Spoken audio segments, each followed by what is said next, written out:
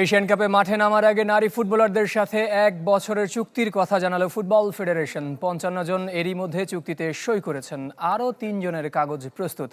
জাতীয় ও বয়স ভিত্তিকের পাশাপাশি বিদ্রোহী সাবিনা মনসুরারাও আছেন তালিকায়। বিস্তারিত জানাচ্ছেন ফয়জুল ইসলাম।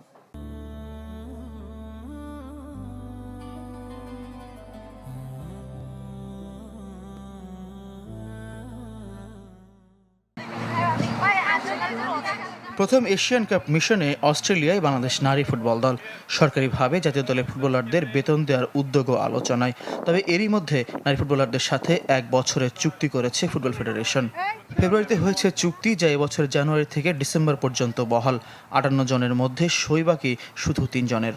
টোটাল 58 জন, কয়েকজন বেড়েছে, ওই একদম আন্ডার 17 থেকে 3-4 জন প্লেয়ার অ্যাড হয়েছে, বাট অল টুগেদার 58 প্লেয়ার্সের একটা পুল করে তাদের সকলের সাথে চুক্তি স্বাক্ষরিত হয়েছে। খালি 3 জন ওনারা অস্ট্রেলিয়া থেকে এসে সাইন করবে। যদিও বা সাইনটা হয়েছে ফেব্রুয়ারিতে, ওদের অ্যাপ্লিকেবল হচ্ছে জানুয়ারি মাস থেকেই।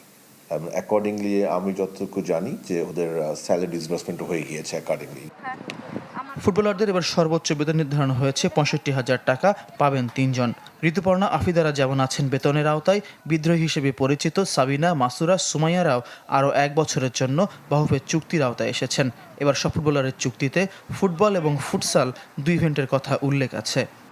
অবশ্যই তারা আছে, থাকবে না কেন, তারা তো আমাদের প্লেয়ার, সো ডেফিনেটলি তারা কন্ট্রাক্টে আছে। তো আমরা প্রত্যেকজনের সাথে কন্ট্রাক্টে ফুটবল অ্যান্ড ফুটসাল রেখেছি, অর্থাৎ জাতীয় দলের প্রয়োজনে আমরা এই ক্যাম্পে যারা আছে যে প্লেয়ারদের যদি আমাদের ফুটসালের প্রয়োজন হয় সেটাও যেন আমরা অ্যাভেল করতে পারি। At the same time football তো আছেই। জাতীয় দলের ফুটবলারদের বেতনের আওতায় আনার জন্য 20 নারী ফুটবলারের নাম চেয়েছে ক্রীড়া মন্ত্রণালয়। বাহুফে 23 জনের প্রস্তাব করেছে। সহসভাপতি ফাহাদ করিম জানিয়েছেন, সরকারি বেতন বা ভাতা চালু হলেও মেয়েদের এই বেতন বন্ধ হবে না।